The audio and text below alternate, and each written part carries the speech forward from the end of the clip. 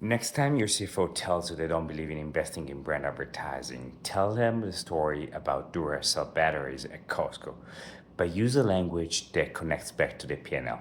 Here's what I mean. One second.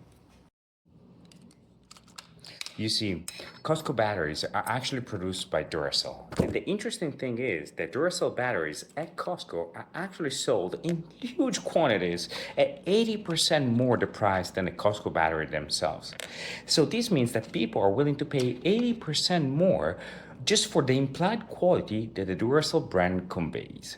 But here's where marketers make a crucial mistake when talking about these things. Wait a second.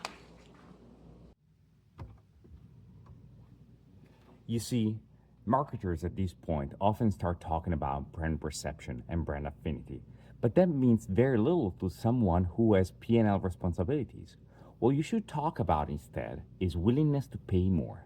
If customers are willing to pay more for virtually the same product, that means that you can expand your profit margins and therefore make more money for your company.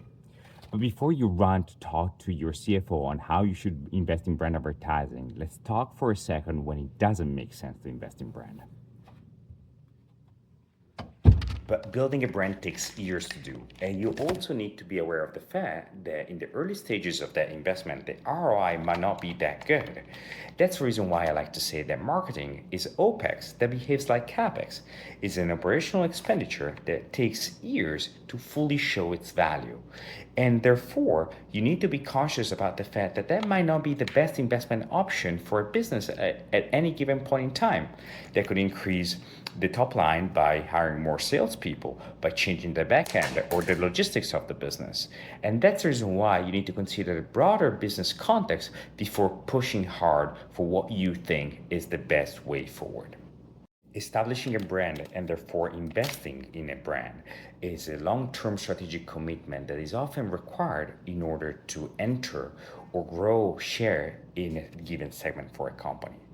But the company at the same time might not have the long-term strategic thinking or even the present terms profitability available in order to make a long-term investment that brand building requires.